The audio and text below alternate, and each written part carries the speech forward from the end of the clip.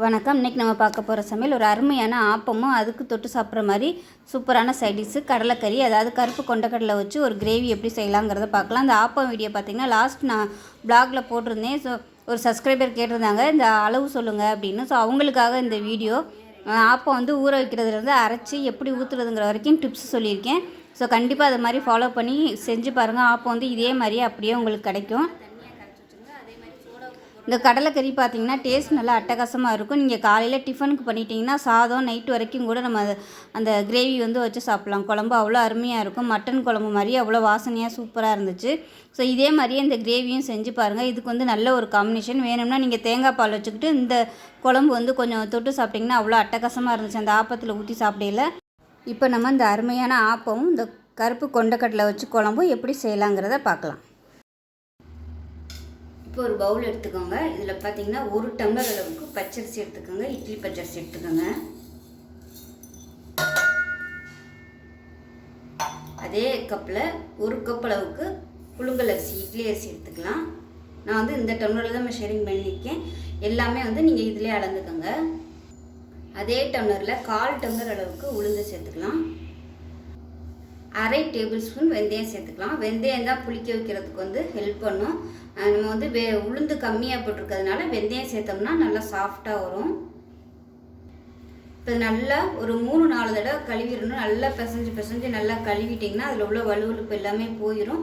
அதுக்கப்புறம் தண்ணி ஊற்றிட்டு நல்லா ஒரு 2 மணி நேரம் ஊற வச்சுட்டு பார்க்கலாம். இப்போ பார்த்தீங்கன்னா நல்லா கழுவிட்டு தண்ணி ஊற்றி வச்சுட்டேன். இப்போ நான் எடுத்துருக்க அளவு பார்த்தீங்கன்னா 1/4 கிலோ அரிசி எடுத்திருக்கேன். ஒரு வேளைக்கு 4 பேர் வந்து தாராளமாக சாப்பிட்லாம். இப்போ 1/4 கிலோ அரிசி எடுத்தோம்னா இப்போ இது வந்து ஊறட்டும். இப்போ பார்த்தீங்கன்னா அரிசி நல்லா ஊறிடுச்சு.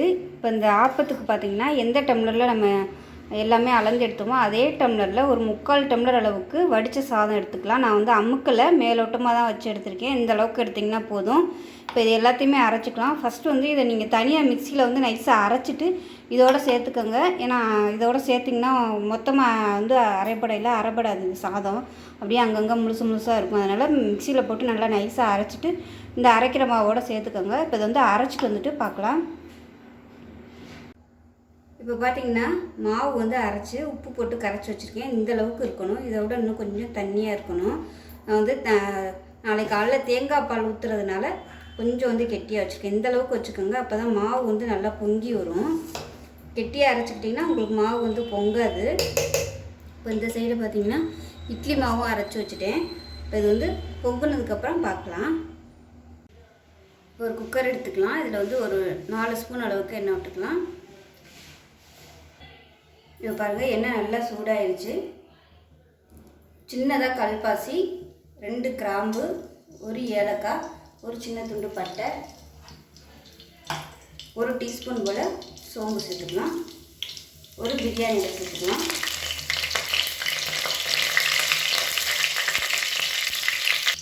இப்போ இதில் ஒரு 4 இலை பார்த்திங்கன்னா புதினாவும் கொஞ்சம் ஒரு கைப்பிடி அளவுக்கு கருவேப்பிலையும் சேர்த்துக்கலாம்.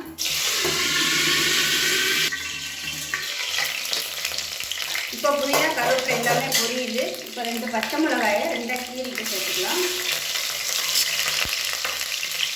இப்போ இதோட ஒரு கைப்பிடி அளவுக்கு பெரிய வெங்காயம் ஈரமான இருக்குன்னு சேர்த்துக்கலாம்.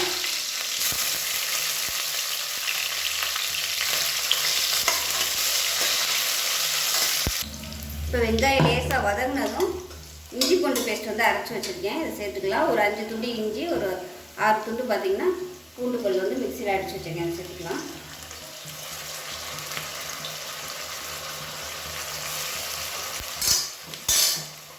வந்து நல்லா வதக்கி வச்சுக்கலாம். இப்போ மீடியம் சைஸ் 2 தக்காளி பொடியாக கட் பண்ணி வச்சுக்கலாம். தக்காளி வதங்குறதுக்கு உப்பு சேர்த்துக்கலாம்.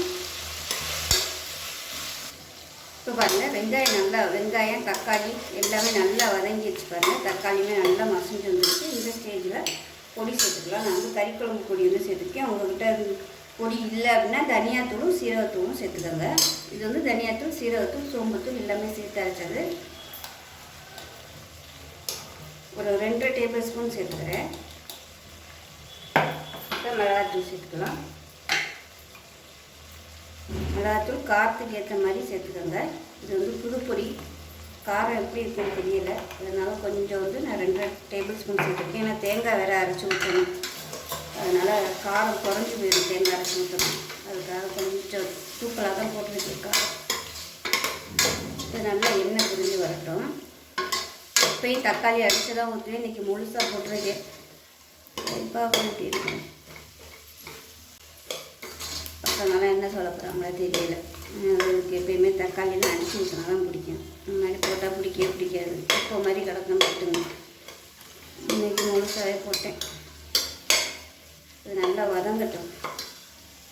இப்போ பாருங்கள், இது வதங்கிட்டு இருக்கு. அதுக்குள்ளே பார்த்திங்கன்னா நம்ம தேங்காய் பேஸ்ட் ரெடி பண்ணிக்கலாம். ஒரு 4 டேபிள் ஸ்பூன் துருவின தேங்காய், 3 முந்திரி பருப்பு, 1/4 டீஸ்பூன் கசகசா, 1/4 டீஸ்பூன் போல் சோம்பு, இது எல்லாத்தையுமே நல்லா நைஸாக அரைச்சிக்கலாம். இப்போ நல்லா வதங்கிட்டு இப்போ வந்து நம்ம கொண்டக்கடலை சேர்த்துக்கலாம். கருப்பு கொண்டக்கடலை பார்த்திங்கன்னா நான் முதல் நாள் நைட்டே ஊற வச்சுருக்கேன். இப்போ கொண்டக்கடலையை சேர்த்து நல்லா வதக்கி விட்டாச்சு. இப்போ பார்த்திங்கன்னா தண்ணி காய வச்சுருக்கேன். அந்த தண்ணி வந்து சேர்த்துக்கலாம். கொஞ்சம் தண்ணியாகவே வச்சுக்கோங்க. தேங்காய் அரைச்சி ஊற்ற போகிறோம். ஏன்னா ஒரு 5-6 விசில் வைக்கல. தண்ணி வந்து கொஞ்சம் வறுத்ததுனால எப்பயும் வைக்கிறத விட கொஞ்சம் கூடவே வச்சுக்கோங்க. இப்படி ஒரு வேளை ரொம்ப கெட்டியாக இருந்துச்சு, சுடு தண்ணி ஊற்றி நீங்கள் கொதிக்க விட்டிங்கன்னா உங்களுக்கு சரியாக வந்துடும். இப்போ கொதிக்கட்டும். அதுக்குள்ளே தேங்காய் பேஸ்ட் அரைச்சிட்டு வந்துடலாம். இப்போ பாருங்கள், நல்லா கொதிச்சுட்டு இருக்குது. இப்போ வந்து நம்ம தேங்காய் பேஸ்ட்டை சேர்த்துக்கலாம். சேர்த்துட்டு கொஞ்சமாக தண்ணி ஊற்றி அதையும் அரைச்சி சேர்த்துக்கலாம். சேர்த்து கலந்து விட்டுட்டு உப்பு சேர்த்துக்கலாம். இப்போ அதில் உப்பு சேர்த்துக்கலாம். இப்போ எல்லாமே கரெக்டாக இருக்குது. குக்கரை மூடி வச்சுட்டு நல்லா ஒரு 5 விசில் விட்டுக்கலாம். 5 விசில் விட்டுட்டு ஸ்டீம் போனதுக்கப்புறம் பார்க்கலாம். இப்போ ஸ்டீம் போயிடுச்சு. குழம்பு எப்படி இருக்குன்னு பார்க்கலாம். பாருங்கள், எவ்வளோ சூப்பராக வந்திருக்கு. எந்த அளவுக்கு நம்ம குழம்பு வச்சுருந்தோம் இப்போ எந்த அளவுக்கு வந்துருக்குன்னு பாருங்கள். இவ்வளோ தூரம் குழம்பு வச்சுருந்தோம், பாதிக்கு பாதி அப்படியே வற்றிடுச்சுவாங்க. கரெக்டாக இருக்குது. இப்போ ஆறுச்சுன்னா இது வந்து இன்னும் கெட்டியாக வரும். இப்போ அருமையான கொண்டக்கடலை குழம்பு ரெடி ஆயிடுச்சு. இது வந்து குருமா குழம்பு எப்படி வேணாலும் வச்சுக்கலாம். இது வந்து சாதத்துக்கும் நல்லாயிருக்கும். இட்லி தோசை எல்லாத்துக்குமே சூப்பராக இருக்கும். ஆப்பத்துக்குமே பார்த்திங்கன்னா பெஸ்ட்டு காம்பினேஷனாக இருக்கும். அது கறி குழம்பு பொடி போட்டு வச்சதுனால அப்படியே கறி குழம்பு மாதிரி மட்டன் குழம்பு மாதிரியே இருக்குது. நீங்கள் அதுக்கு பதிலாக மட்டன் மசாலா அது கூட சேர்த்துக்கலாம். ரொம்பவே சூப்பராக இருக்கும். இப்போ பார்த்தீங்கன்னா மாவு நல்லா பொங்கிடுச்சு பாருங்கள். இந்த அளவுக்கு வந்து மாவு நல்லா பொங்க விட்டிங்கன்னா தான் ஆப்பம் வந்து நல்லா வரும்.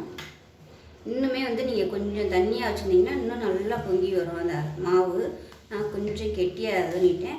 இதில் வந்து தேங்காய் பால் ஊற்றிக்கலாம். இது வந்து 4 பேருக்கு வந்து சரியாக வருங்கிறதுனால நான் மாவு எடுத்து வைக்கல. நான் வந்து தேங்காய் பால் வந்து அப்படியே இதில் சேர்க்குறேன். தேங்காய் பால் ஊற்றாமையும் பண்ணிங்கன்னா நல்லாயிருக்கும். பார்த்திங்கன்னா ஒரு 1/2 டம்ளர் அளவுக்கு ஒரு 50 ml அளவு தேங்காய் பால் சேர்த்துக்கிறேன். நீங்கள் வந்து தேங்காய் போட்டு அரைக்கிறத விட இந்த மாதிரி தேங்காய் பால் யூஸ் பண்ணிங்கன்னா நல்லாயிருக்கும். கலர் மாறும். தேங்காய் போட்டு அரைச்சி பண்ணையில் இந்த மாதிரி பண்ணிங்கன்னா உங்களுக்கு அந்த கலர் மாறாது. நல்லா கலந்து விட்டுறேன். நீங்கள் வந்து காலையில் ஆப்பம் செய்ய போகிறீங்க அப்படின்னா சாயந்தரம் ஒரு 6 மணியை போல் மாவு வந்து ஆட்டி வச்சிட்டிங்கன்னா உங்களுக்கு காலையில் பார்க்கல நல்லா புளிச்சிருக்கும் மாவு. ஆப்பத்துக்கு வந்து புளிப்பு ரொம்ப முக்கியம். நல்லா அந்த மாதிரி புளிச்சிச்சுனா தான் நல்லா உங்களுக்கு அந்த பபுள்ஸ் வரும். நம்ம ஆப்பம் ஊற்றையில் நல்லா சோடா உப்பு போடாமல் நல்லா ஓட்டையாக வரும். பாருங்க, இது இன்னும் கொஞ்சம் கெட்டியாக இருக்குது. தண்ணி சேர்த்துக்கலாம்.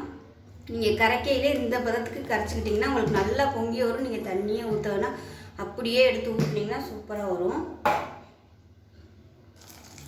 நான் வந்து கொஞ்சம் கெட்டியாகவே மாவு வந்து அரைச்சிட்டேன். இப்போ கரெக்டாக இருக்குது. ரொம்ப தண்ணியாகவும் இருக்கக்கூடாது, ரொம்பவும் கெட்டியாகவும் இருக்கக்கூடாது. கரெக்டான பதத்தில் இருக்குது. நம்ம கல் காய வச்சு ஊற்றிடலாம்.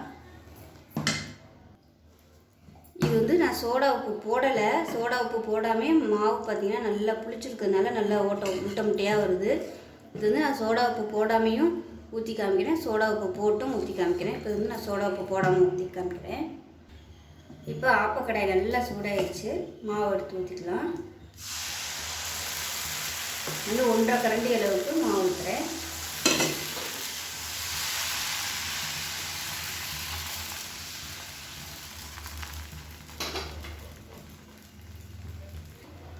இப்போ இது வந்து சோடா உப்பு போடாமே நல்லா ஓட்டையாக வருது. அடுத்து வந்து சோடா உப்பு போட்டு காமிக்கிறேன். இப்போ வந்து மூடி வச்சிடலாம்.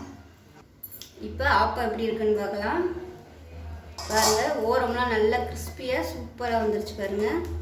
எடுத்துடலாம் அது.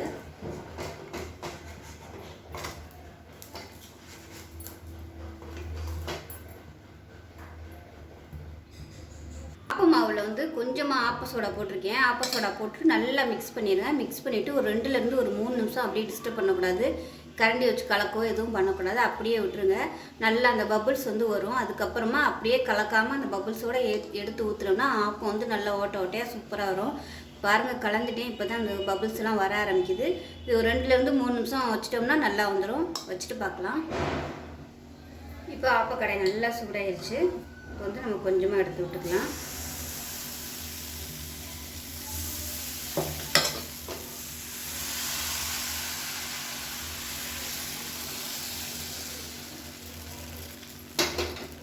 இப்போ பாருங்கள் இந்த மாதிரி வந்து எப்படி வருதுன்னா நம்ம பேக்கிங்ஸ் அதாவது ஆப்ப சோடா வந்து யூஸ் பண்ணியிருக்கோம். அது நல்லா ஒரு 2-3 நிமிஷம் விட்டதுனால இந்த மாதிரி நல்லா ஓட்ட ஓட்டையாக சூப்பராக வருது. இது வந்து அப்படியே கலக்கக்கூடாது. அந்த மாவை வந்து போட்டுட்டு சோடா உப்பு போட்டு நல்லா கலந்துட்டு அப்படியே வச்சுட்டு கலக்காமல் எடுத்து ஊற்றுனீங்கன்னா தான் உங்களுக்கு இந்த மாதிரி வரும். நீங்கள் கலந்துட்டிங்கன்னா இந்த அளவுக்கு ஓட்டை வராது.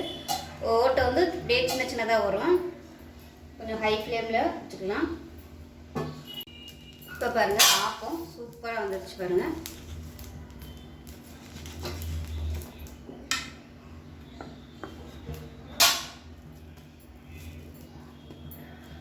அருமையாக இருக்குது பாருங்கள்.